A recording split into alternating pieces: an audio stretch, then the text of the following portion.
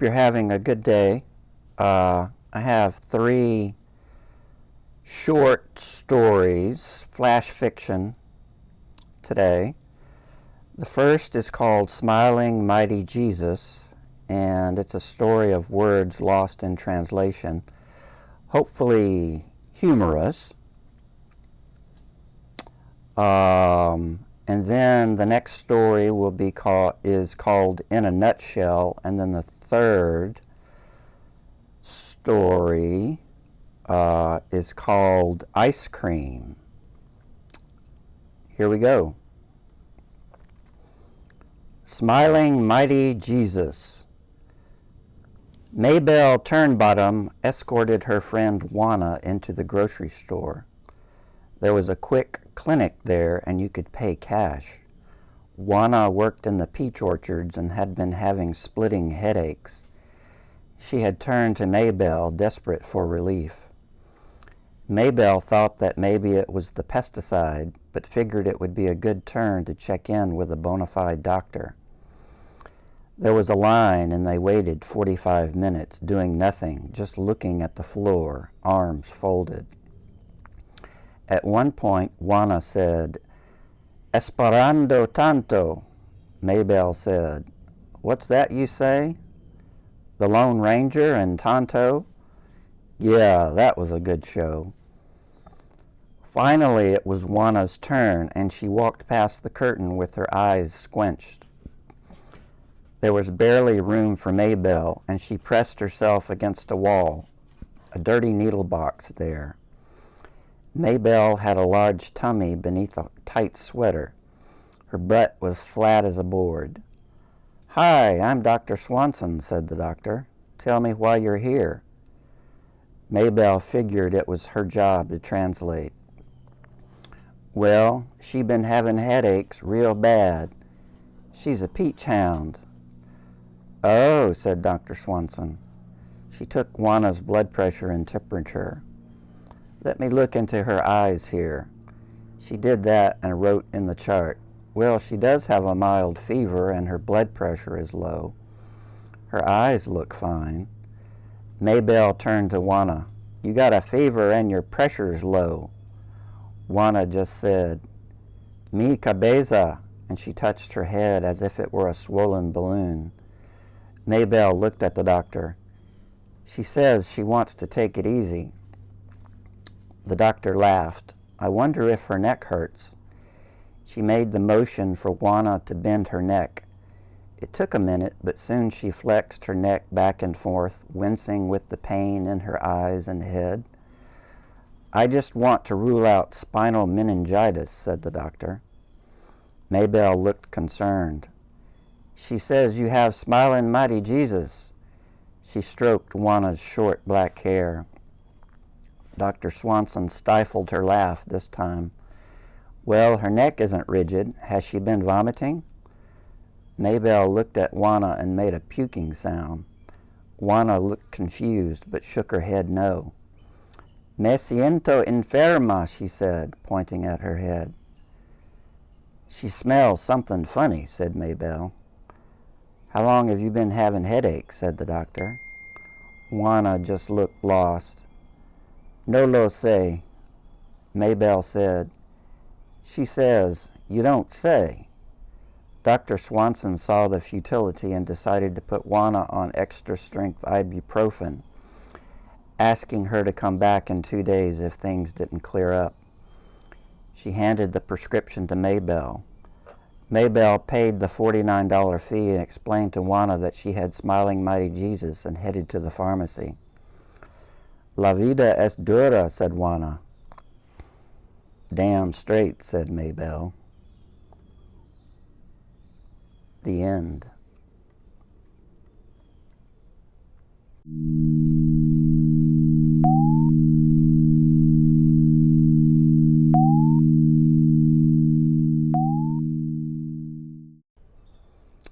This story is called In a Nutshell. Mr. Pilkington, Douglas, reached for his ancient cell phone, the kind that flips. He had coffee in his beard, his belly exposed. Hello? Mr. Pilkington. She had a smooth voice like lemon sorbet. Yes, has a stranger come to town that I should know about? Douglas stroked his graying goatee. He trimmed it with clippers from Walmart, going on 15 years old.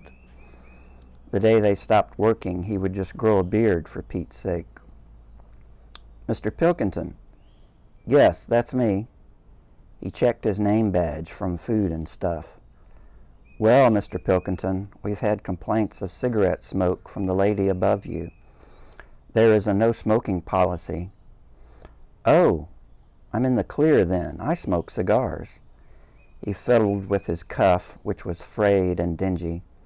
He noticed the teeny tiny warts on his thumb. Cigars? Well, maybe that's worse. That's what she's smelling, and we do have a no smoking policy, so... I'm good, said Douglas. I don't actually smoke them, just let them burn. I have an air filter mounted on the wall. She huffed just a bit. Mr. Pilkington, that's still smoking. You'll need to cease or we'll have to take action. You will lose your deposit if you don't. Well, I thank you for your time. Is there anything else? He lit a cigar. Oh, what about the cockroaches? Can they smoke? You know, little cockroach cigars. Cockroaches? I guess we need to send the bug man around. She touched her face. No, they're good company with their wiggle-waggle feelers. Please do not send the bug man. That's the one thing I like about this place, the cockroaches. Well, that and the shower won't drain. Well, that and the shower won't drain. Do we need to send a plumber? She said. For God's sakes, woman, you'll do anything to get me to open my door. Why don't I buy a bottle of wine and put clean sheets on the bed? You're welcome most any time except when I'm at Food and Stuff. He puffed a long cloud of smoke. The smoke detector was broken, but he wasn't about to mention that. Silence. Why, that's real sweet, but no thank you. I'll be letting you go now, Mr. Pilkington, okay? Well, it's been... Sorry, my dog is barking. Stop. Well, it's been nice chatting with you. I'm watching the shopping channel, and they have the Hummel figurines on sale. So, no skin off my nose, right? Douglas leaned forward in his rickety recliner and petted the dog. She peed in the bedroom in the same place every day. Yes, well, goodbye. She hung up. Douglas stared at his phone, then let it drop. Well, that was queer. He took a big puff, tapped the ashes, and pushed the hot coal into his belly. Douglas is a little demented there.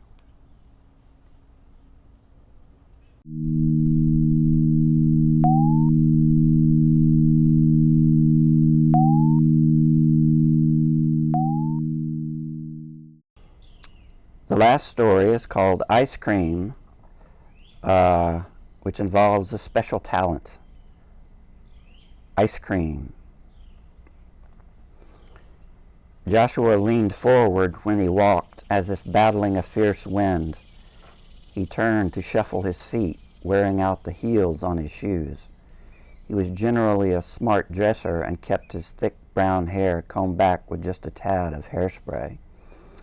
His face registered the seriousness of life, as if he expected to receive a parking ticket, having run out of quarters. Joshua had a special talent, which was good since he wasn't adept at books and learning. He was 19, a high school dropout, and had found the one job that suited him best. He signed in at the ice cream shop and slipped on a red vest. Ice cream! He was very good at his job and had developed quite a following, which pleased the owner. The shop was small, rather oblong, brightly lit, and smelled of milk. Already there was a line that looped back toward the door. Customers were whispering and pointing. Joshua positioned himself between the creams and the sorbets, ready for his first customer of the day. He wiggled his jaw back and forth. A short woman wearing a cotton athletic suit asked for the butter pecan. 2 scoops in a cup. Joshua nodded and smiled. He felt his jaw, dislocated the mandibular joints, and removed his lower jawbone, dripping with saliva. Into the butter pecan went his lower teeth. The ice cream was hard, and he had to put some muscle into it. Holding his jaw, he used a spoon to push the ice cream into a paper cup, the gaping hole in his face causing quite a stir. Yes, that is how you should have ice cream. All right, well, hopefully you can like the video, subscribe, and comment. I appreciate it. And have a nice day.